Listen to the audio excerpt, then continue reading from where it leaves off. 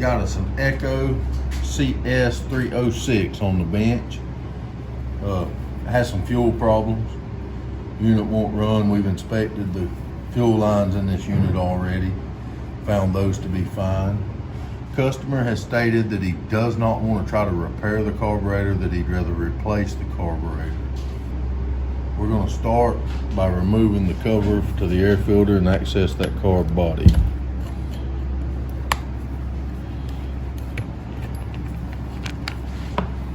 Remove that cover. Air filter will pull off. And here's our carb.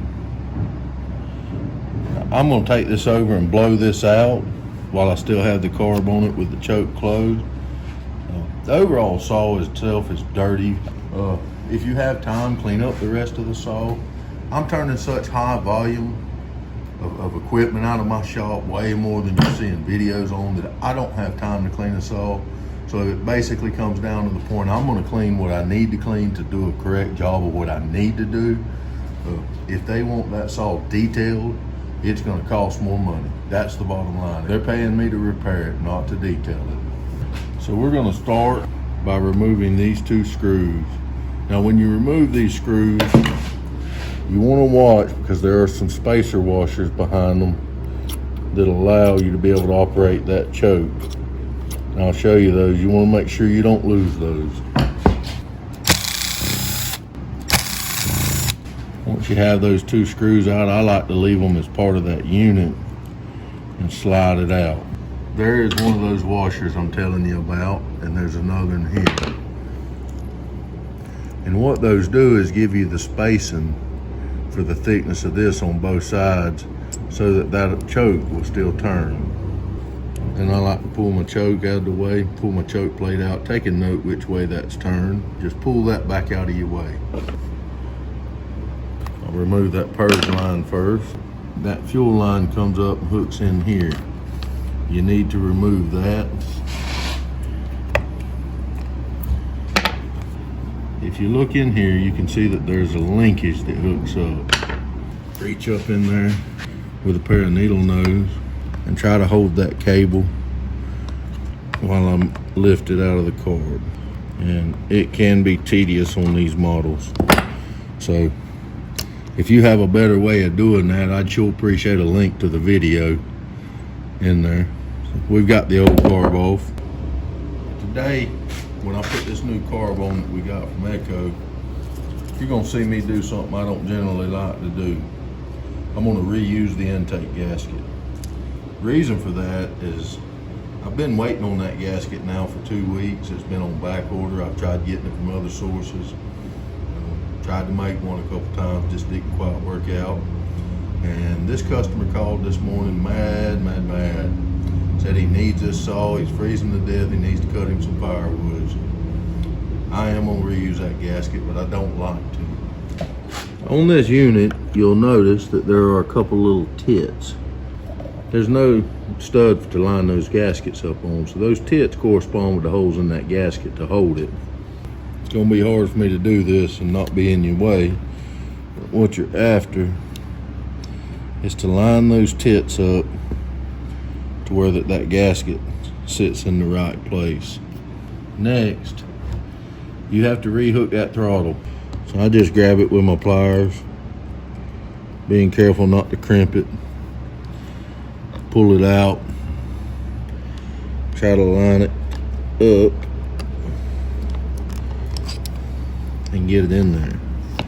Then you'll want to pull that purge line out of your way and fit that carburetor back into that cylinder. There's no easy way to tell you how to do that. All the while making sure that that gasket does not move. You can kind of see the edges on it when you're looking down in it. And also here, there's a dust boot that fits over that throttle arm. You want to make sure that you get that lined up so that you can access your idle. Once again, we'll check and be sure that that gasket is in place, and it is. Now you want to take your choke rod. You want this raised edge facing toward you. This edge catches on the carburetor to limit the flow. or to limit the rotation. So push your choke rod back in, pull that over it, and just let her hang for now. Now you want to take your screws and your bolts and washers that you took apart in one piece. It's very important when you look at this, you'll notice on one side it's closed and on the other side it's open. You want that open side facing up. So what you want to do is, while capturing your choke flap, put the bolts in it. Gently push them in. Right now, don't worry about lining up those washers. You need to worry about, without moving that gasket, getting your bolts started. You may have to move that carburetor just a little bit, but be gentle. You don't want to force that gasket and move that gasket. Once you get them both started, then you can go ahead and tighten those up.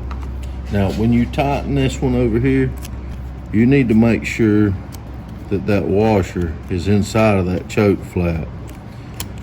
I generally just kind of gently pull it back and forth while I'm doing it, and that way I know that it's lining up. That gives you your spacing, otherwise you wouldn't be able to move it. And snug both of those down. Make sure your choke flap still works. Now we'll hook up the lines. If your lines didn't look good, this would be a good time to go ahead and change those lines while you're here.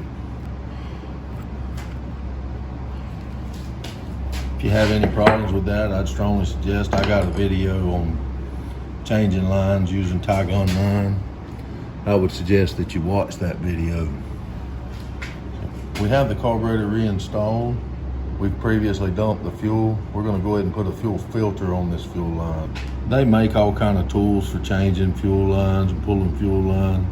I just have a piece of copper wire that I took out of a piece of, remember it was 12-2 or 14-2, bent my little hook in it, a little handy handle.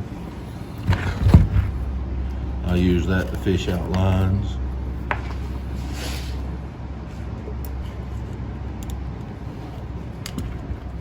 Or in this case, the lines and fuel cap keepers.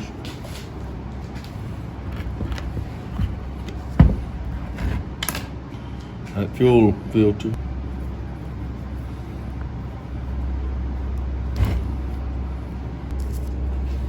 We're going to replace that fuel filter with an Echo OEM fuel filter.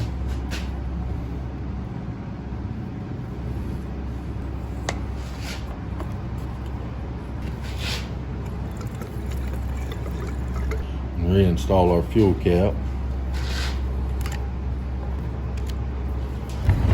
Now we'll put our air filter on. I like to put new air filters on with new carbs. The air filter is another part of this unit that has been on back order. So we're going to clean this one up and reuse it. I don't think I have to explain to y'all why so much stuff's on back orders. Any of you living in the real world today, you know the answer to that. Then we're going to put our cover back on.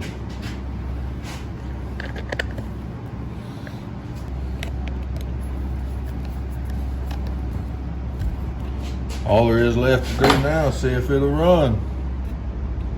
We're going to purge the unit, pull the choke out, lock the throttle,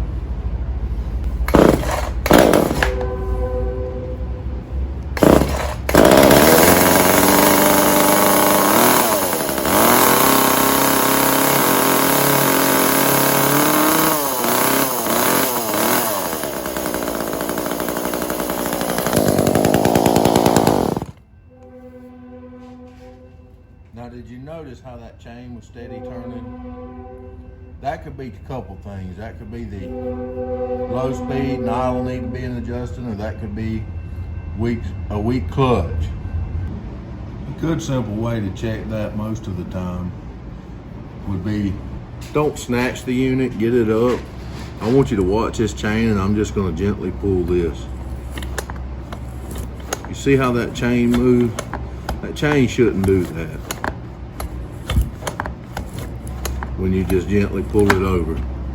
So it is a clutch problem on this unit. So if your idle sounds fine, don't freak out.